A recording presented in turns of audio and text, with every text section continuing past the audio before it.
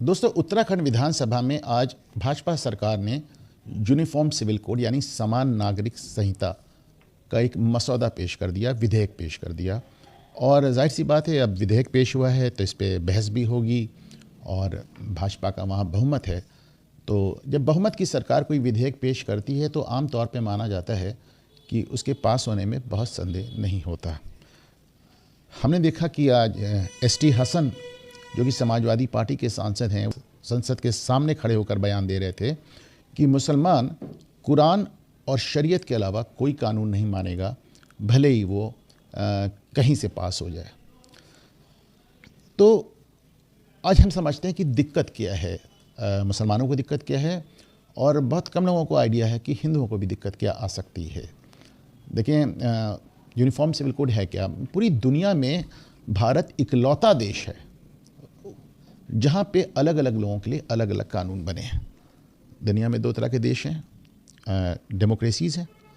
तो अगर आप किसी डेमोक्रेसी में जाएंगे, अमेरिका जाएं, यूरोप जाएं, तो वहाँ सबके लिए एक जैसा कानून है, जिसको यूनिफॉर्म सिविल कोड समान नागरिक संहिता कहते हैं या समान आचार संहिता कहते हैं।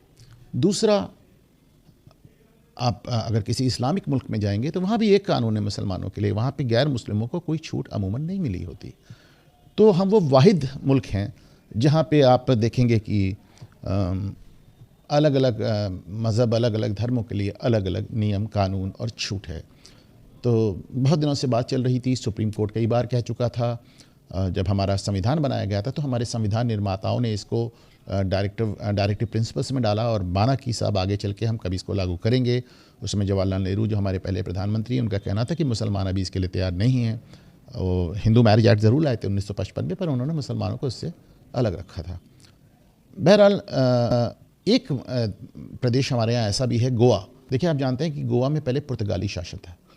तो एक पुर्तगाली शासन, एक कैथोलिक क्रिश्चियन सरकार हुआ करती थी और वो वहाँ पे एक यूनिफॉर्म सिविल कोड चलाते थे। उनके जाने के बाद कोई बदलाव नहीं आया। आज साउथ गोवा में आप जाके देखें, पहले गोवा में मुस्लिम्स नहीं थे, लेकिन अभी साउथ गोवा में बड़ी मात्रा में आपको मुसलमान नज़र आएंगे, दुकानदार नज़र आएंगे, बड़ी पॉपुलेशन नज़र आएगी और वो खुशी खुशी वहाँ रह रहे हैं और यूनिफॉर्म सिविल कोड का पालन कर रहे हैं, क्योंकि उस राज्य में रहना है तो वहाँ के नियम का पालन करना होगा। लेकिन बाकी जगह आपने देखा, ओवैसी ने कह दिया कि ये तो हिंदू सिविल कोड है, हम बिल्कुल नहीं मानेंगे। आपने एसटी हसन समाजवादी सांसद को सुन लिया। कांग्रेस का बाई एंड लार्ज रुख इसके खिलाफ रहा है। क्षेत्रीय पार्टीज़ में, चाहे वो अखिलेश यादव हों, लालू यादव हों, ममता बनर्जी हों, स्टालिन हो डीएमके में, सब के सब इसके खिलाफ हैं। तो एक्चुअली दिक्कत आ कहाँ रही है? पहले हम शुरुआत करते हैं हिंदुओं से, क्योंकि आमतौर पे माना जाता है कि यूनिफॉर्म सिविल कोड सिर्फ मुसलमानों को टारगेट कर रहा है। तो नहीं, ये बात सच नहीं है। अगर आपका यूनिफॉर्म सिविल कोड बनेगा तो हिंदुओं को भी फ़र्क पड़ेगा, कुछ पॉजिटिव फ़र्क पड़ेगा, कुछ नेगेटिव फ़र्क पड़ेगा। जो नेगेटिव फ़र्क माना जा रहा है और जो करोड़ों करोड़ लोग इसकी जद में आएंगे, इसके दायरे में आएंगे, वो है HUF यानी हिंदू अनडिवाइडेड फैमिली, जिसे कहा जाता है कि हिंदू अविभाजित परिवार। हिंदू अविभाजित परिवार एक ऐसी अवधारणा है, एक ऐसा कंसेप्ट है जिसके चलते एक मेल मेंबर के नीचे, एक पुरुष के नीचे जो परिवार बड़ा बनता है, उसको एक यूनिट मान के इनकम टैक्स फाइल किया जाता है और उसमें इनकम टैक्स के लिहाज से परिवार के सारे सदस्यों को फ़ायदा होता है। ये जो HUF यानी हिंदू अनडिवाइडेड फैमिली का कंसेप्ट है, ये सिर्फ हिंदुओं के लिए नहीं है, ये सिखों पर भी लागू है, जैनों पर भी लागू है, बुद्धिस्ट पर भी लागू है। तो ये कई, जैसे मैंने कहा, करोड़ों करोड़ लोग इस दायरे में आते हैं जो HUF का फ़ायदा उठाते हैं इनकम टैक्स देने में। हालांकि इसकी एक लिमिट है, मेरे ख्याल से 2.5 लाख रुपए तक की एक लिमिट है, इससे ऊपर नहीं होता। लेकिन तमाम मध्यम वर्गीय परिवारों के लिए ये एक बड़ी मदद होती है। तो जाहिर सी बात है, जब यूनिफॉर्म सिविल कोड आएगा तो हिंदुओं से ये फ़ायदा छिन जाएगा। मुसलमानों से अलग हिब्बा वगैरह के कंसेप्ट छिनेंगे, उनको भी दिक्कत आएगी, पर फिलहाल हम हिंदुओं की बात कर रहे हैं। हिंदुओं का माना जाता है कि लेकिन अभी तक जितने भी सेकुलर लॉज बने हैं उन्होंने कभी बहुत विरोध नहीं किया। जैसे 1955 में जवाहरलाल नेहरू कानून लेके आए थे, हिंदू मैरिज एक्ट, और माना जाता था कि वो, अच्छा देखिए, हिंदू मैरिज एक्ट में उस समय उतनी उसकी आवश्यकता नहीं थी, लेकिन माना जाता है कि जवाहरलाल नेहरू इंदिरा गांधी का डिवोर्स कराना चाहते थे फिरोज़ खान से, तो उनको इसके लिए कानून की ज़रूरत थी, क्योंकि जैसा कि आप जानते हैं कि हिंदू धर्म में तलाक की कोई अवधारणा ही नहीं है, कोई कंसेप्ट ही नहीं है। सो मच सो कि तलाक के लिए कोई शब्द ही नहीं है। अंग्रेज़ी में आप डिवोर्स कहते हैं, उर्दू में आप तलाक कहते हैं, और अब इसको कानूनी रूप से विवाह विच्छेदन कहते हैं, परंतु एज सच सनातन में तलाक जैसी अवधारणा के लिए कोई लफ्ज़, कोई शब्द, कोई वर्ड ही नहीं है। तो ऐसे में जब 1955 में ये एक्ट लेके आते हैं तो तमाम हिंदू इसका विरोध भी करते हैं, लेकिन बाय एंड लार्ज ज़्यादातर लोगों ने इसको सहज भाव से स्वीकार कर लिया। आपको जान के आश्चर्य हो सकता है कि 1955 से पहले हिंदुओं में भी बहुविवाह परमिसिबल था, अलाउड था, उसकी आज्ञा थी। एक शख्स एक से ज़्यादा शादी कर सकता था। लेकिन जब 1955 में आ गया ये यूनिफॉर्म सिविल कोड, तो लड़का और लड़की दोनों की शादी की उम्र भी तय हो गई, एक से ज़्यादा शादी पे भी रोक लग गई, और ये सारे कानून आ जाते हैं जिसमें तलाक भी आ जाता है, और जिसमें मेंटेनेंस, तलाक के बाद जो मेंटेनेंस दिया जाता है, गुजारा भत्ता, वो सब आ जाता है। हिंदुओं ने इसको सहज भाव से स्वीकार कर लिया, और अभी भी माना जा रहा है कि ये HUF वाली जो बात मैंने आपको बताई, इससे इतर जाके हिंदू इसको स्वीकार कर लेगा, बहुत दिक्कत नहीं आएगी। तब सवाल ये हो रहा है कि सब मुसलमानों को क्या एक्चुअली दिक्कत है। तो देखिए, शुरुआत हम इस तरह से लेते हैं। एक तो उनको कंसेप्चुअली दिक्कत है, एक जिसे कहना चाहिए आप इस तरह मान लें कि एक जहनी तौर पे, मानसिक तौर पे उनको दिक्कत आ रही है कि साहब हमको, हमारे ऊपर एक ऐसा कानून लादा जा रहा है जो कुरान और हदीस और शरीयत से हट के है। उनके दिमाग में ये बात कभी नहीं आती कि जब वो पश्चिमी मुल्क भागते हैं, और आपने देखा लाखों लाख भागते हैं, तो वहाँ जाके उनको एक यूनिफॉर्म सिविल कोड का पालन करना पड़ता है। आपको दुनिया के किसी देश में जाके कोई मुस्लिम पर्सनल लॉ नहीं है, आपको उन्हीं मुल्कों का कानून मानना पड़ता है। तो वो वहाँ मान लेंगे, वो गोवा में मान लेंगे, वो पूरे भारत में नहीं मानेंगे। इसके कारण है। शुरुआत करते हैं कि कहाँ कहाँ अंतर पड़ेगा मुसलमानों को यूनिफॉर्म सिविल कोड से। तो पहला शादी हो गया, दूसरा तलाक हो गया, तीसरा गुजारा भत्ता यानी मेंटेनेंस हो गया, चौथा इनहेरिटेंस यानी कि विरासत हो गया, और पांचवा अडॉप्शन यानी गोद लेने का अधिकार हो गया।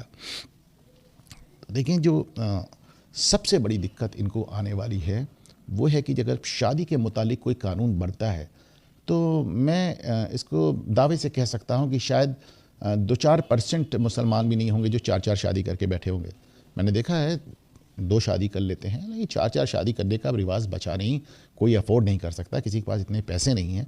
लेकिन दिक्कत फिर भी उन्हें कहाँ आने वाली है कि अगर शादी के बाबत कानून बना, यूनिफॉर्म सिविल कोड, तो उसमें लड़का और लड़की की शादी की उम्र तय हो जाएगी, और ये बात मुसलमानों को कबूल बिल्कुल नहीं है। वो बिल्कुल इस बात के लिए तैयार नहीं है। हाई कोर्ट, सुप्रीम कोर्ट तक जाके वो उसको तय कराया है कि उनके यहाँ लड़की की शादी की कोई उम्र नहीं होनी चाहिए। आपने देखा है ऑलरेडी उत्तराखंड में ज़बरदस्त विरोध शुरू हो गया है, आदमी औरत सड़कों पे उतर आए हैं। और इधर जो एक नया कंसेप्ट आया है, जिसको मैं अक्सर कहता हूँ कि साहब ये सबसे पहले फ़िलिस्तीन से शुरू हुआ, फिर कश्मीर में आया, पूरे भारत में आ गया, जहाँ औरतों और बच्चों को आगे रख के प्रदर्शन किया जाता है। तो उत्तराखंड में भी औरतों बच्चों को आगे रख के कहा जा रहा है कि हम यूनिफॉर्म सिविल कोड नहीं मानेंगे। ओवैसी जो कह रहे हैं, ST हसन जो कह रहे हैं, कांग्रेस जो कह रही, क्षेत्रीय पार्टियां जो कह रही, वो अपनी जगह, लेकिन प्रदर्शन शुरू हो चुके हैं। दूसरी जो दिक्कत आती है वो डाइवोर्स को लेके आती है, पर ट्रिपल तलाक को लेके सुप्रीम कोर्ट पहले ही आदेश कर चुकी है और कानून भी बन चुका है। थोड़ी बहुत सुगबुगाहट के बाद, थोड़ी बहुत नाराज़गी के बाद बाय एंड लार्ज मुस्लिम समुदाय ने इसको स्वीकार कर लिया। और स्वीकार भी देखिए 2 कारणों से कर लिया। एक तो उनके पास कोई चारा नहीं था, और दूसरे अभी भी हम सुनते हैं जिसे डिवोर्स देना होता दे ही देता, हर मामला कोर्ट में नहीं जाता। लेकिन हम ऐसे भी मामले देख रहे हैं जहां महिलाओं ने ट्रिपल तलाक को लेकर पुलिस में कंप्लेन कर दी और आदमी जेल चला गया है। बहरहाल वो एक सेटल्ड इशू है, कानून बन चुका है। तीसरी दिक्कत जो आएगी वो अगेन दोबारा एक बहुत गंभीर समस्या है, वो है मेंटेनेंस, यानी डाइवोर्स देने के बाद, तलाक देने के बाद गुजारा भत्ता। ये वो इशू है जिस पे मुझे याद है कि 80 के दशक में लाखों लाख मुसलमान सड़क पर उतर आया था। शाहबानो वाला जजमेंट आया था। सुप्रीम कोर्ट ने एक बुढ़ी मुस्लिम महिला शाहबानो को 124 या 125 रुपये, 127 रुपये कितना एक गुजारा भत्ता दिया था, और लेकिन उसको मुसलमानों ने मानने से इस कदर मना कर दिया था कि फाइनली राजीव गांधी को संसद में एक कानून बना के सुप्रीम कोर्ट के आदेश को खारिज करना पड़ा। उन्होंने कहा नहीं साहब, जो शरीयत कहती है वही होगा। इद्दत का समय के बाद, एक इद्दत का समय है, मतलब मेरे ख्याल से वो 4 महीने और कितने दिन होता है, उसके बाद एक मुस्लिम पति, एक मुस्लिम शौहर अपनी तलाकशुदा पत्नी को 1 रुपया हर्जाना नहीं देगा। अभी पूरी दुनिया में एक कंसेप्ट है, पूरी दुनिया में एक चलन है, जहाँ पे एक इस्लामी मुल्कों को छोड़ के जहाँ पे तलाक के बाद पति पत्नी को मेंटेनेंस देता है, गुजारा भत्ता देता है, पर मुस्लिम्स इसके लिए बिल्कुल तैयार नहीं हैं। और हम इसको शाहबानो के केस में देख चुके हैं। वो एक बार ये भी देख चुके हैं कि सुप्रीम कोर्ट के आदेश के बाद भी किस तरह संसद ने कानून बना के उनके लिए इस नियम को पलटा। तो ऐसे में वो इसको बड़ा इशू बनाएंगे, ये आप तय मान के चलें। फिर हम आते हैं चौथा, इनहेरिटेंस पे। इनहेरिटेंस यानी विरासत।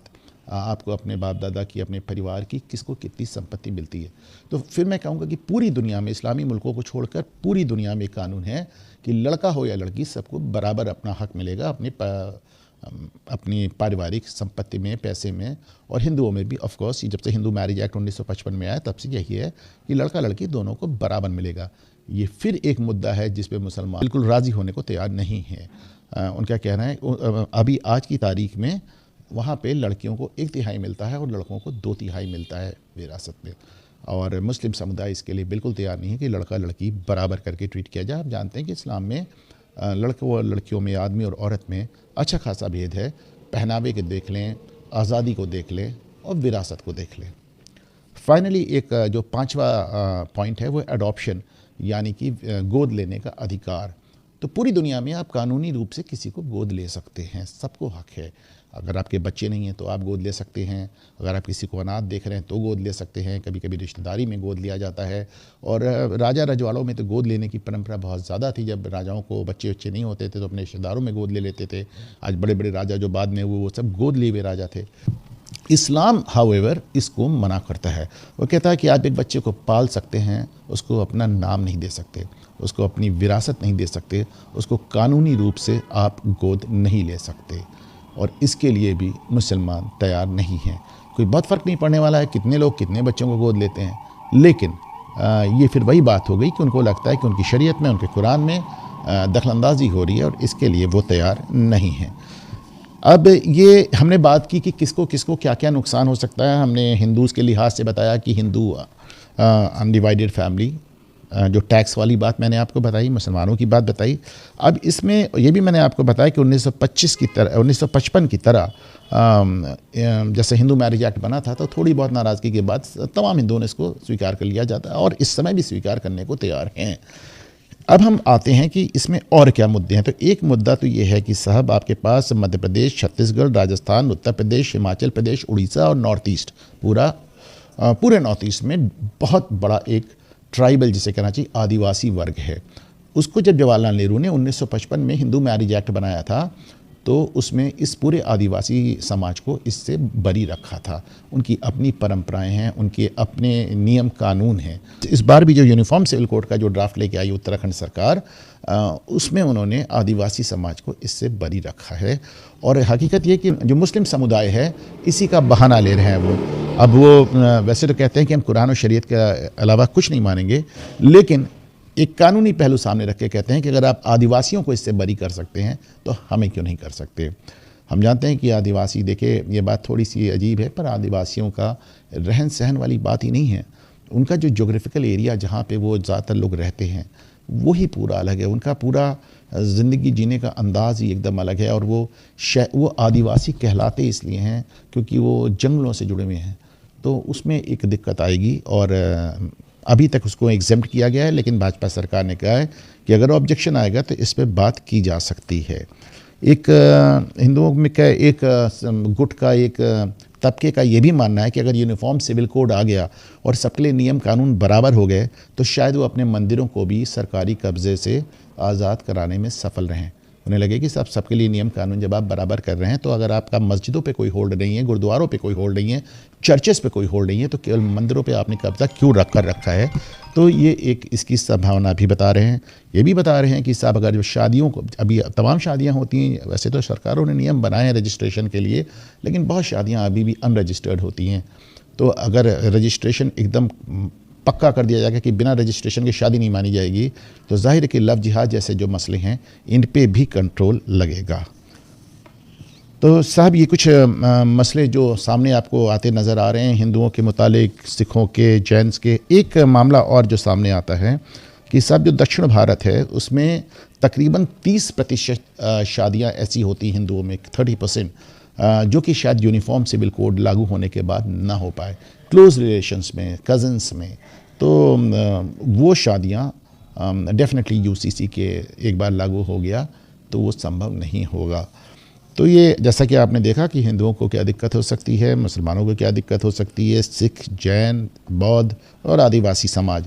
पर एक बात जो समझ में आती कि एक ऐसा कानून जिससे शायद हिंदुओं का भी एक वर्ग नाराज़ हो जाए, मुसलमान तो नाराज़ है ही, सिख, पारसी, ईसाई और जैन और आदिवासी सब पे फ़र्क पड़ रहा हो, किसी का बहुत समर्थन ना हो, नाराज़गी हर जगह थोड़ी थोड़ी हो, उसके बाद भी अगर सरकार इस कानून को लाती है तो मैं मानूंगा कि पूरी दुनिया की तर्ज पर पूरे देश को एक कानून देकर, लोगों को नाराज़ करके एक कानून देकर, यानी पहली बार ये कोई ऐसी बात हो रही है आपको नज़र आ रहा है जहाँ सरकार सिर्फ वोट की खातिर नहीं कर रही है। यूनिफॉर्म सिविल कोड लाकर भारतीय जनता पार्टी की सरकार की सेहत पर कोई असर नहीं पड़ेगा, उनका 2 वोट भी नहीं बढ़ेगा।